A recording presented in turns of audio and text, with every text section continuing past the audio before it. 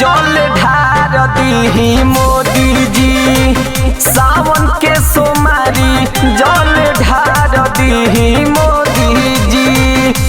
दीही उधार नैया पार सबका मोदी जी, पार सबका मोदी जी।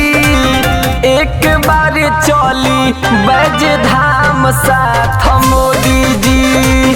सावन के सोमारी जल ढार दीही मोदी जी।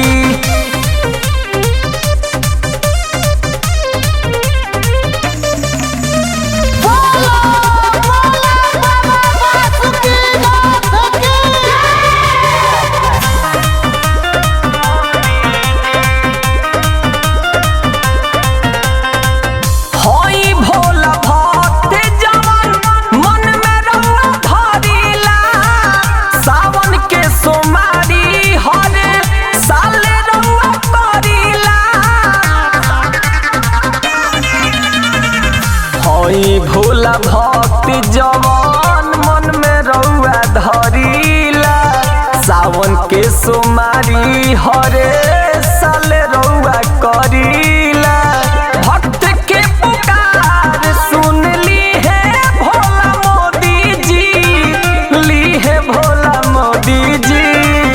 एक बार चली बैज धाम साथ मोदी जी।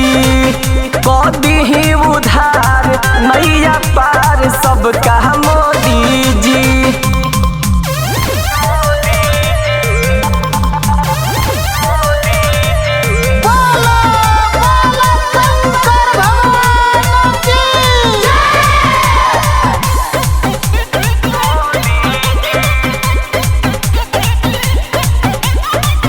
बानी कइले काम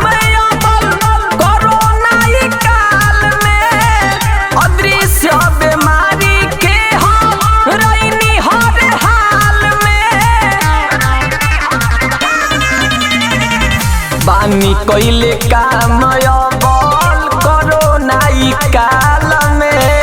अदृश्य बीमारी के हरैनी हर हाल में। विश्व गुरु देश के नाम बढ़ैनी आगे मोदी जी, बढ़ैनी आगे मोदी जी। एक बार चली बैज धाम साथ मोदी जी।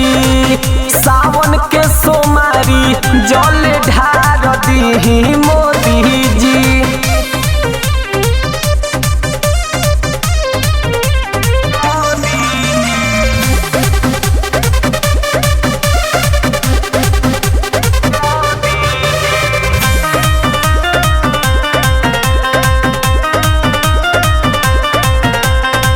राम भक्त बनी राम मंदिर बनवैनी।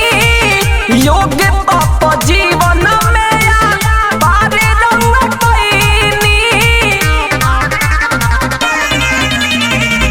राम भक्त बनी राम मंदिर बनवैनी।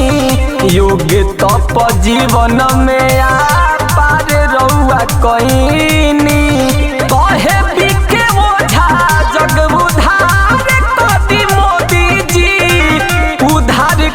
मोदी जी।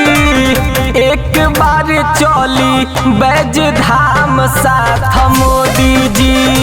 सावन के सोमारी जल ढार दीही मोदी